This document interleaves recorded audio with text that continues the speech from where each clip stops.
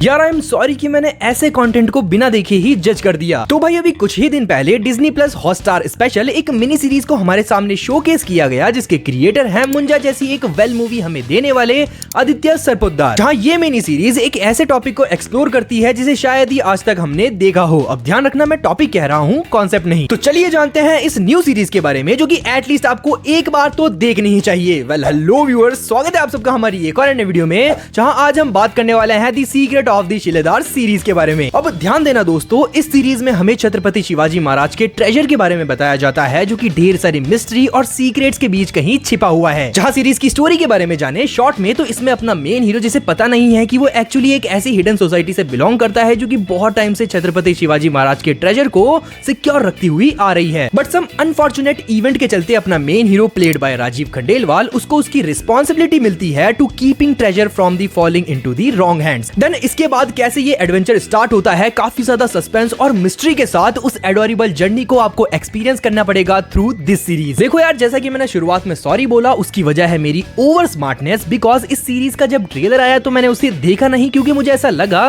कि भाई इंडिया में क्या ही एडवेंचर को लेके यूनिक बन सकता है। But after watching this excellent series I found out that I was completely wrong. क्योंकि यार ये सीरीज आज से पहले कभी जिस टॉपिक के बारे में बात नहीं हुई, उसको हमारे सामने बहुत ही इंटरेस्टिंग वे में प्रेजेंट करती है विद शॉर्ट ड्यूरेशन के साथ। जहां इस मिनी सीरीज में आपको कुल 6 एपिसोड देखने को मिलते हैं 30 से 34 मिनट के रन टाइम के साथ, काइंड ऑफ एक लॉन्ग मूवी मान लो, जिसका टॉपिक और उसको दिखाने का तरीका ऐसा कि जब आप सीरीज को देख के खत्म कर लोगे तो एक ग्रेट सेटिस्फेक्शन मिलेगी आपको कि भाई this is really mind blowing. Because series में शुद्ध हिंदी डायलॉग्स के अंदर छत्रपति शिवाजी महाराज की हिस्ट्री को डिस्क्राइब किया जाता है। ट्रेजर के सीक्रेट्स को अनफोल्ड करने के लिए भाई वो एक अलग लेवल का एंथुसियाज्म फील करवाएगा आपको। ऑल्दो ऐसा नहीं है कि इस कॉन्सेप्ट को आपने इससे पहले कहीं नहीं देखा है। भाई ये सीरीज आपको कुछ जगहों पे फेमस मूवीज जैसे इंडियाना जोन्स, नेशनल ट्रेजर और कुछ जगहों पे तो अपनी इंडियन मूवी नक्शा तक की याद भी दिला सकती है। एंड इस वजह से चीजें इसमें आपको प्रेडिक्टेबल भी देखने को मिलती हैं, बट उन सबको कवर कर लेता है सीरीज का दूसरा और काफी सरप्राइजिंग ट्रेजर,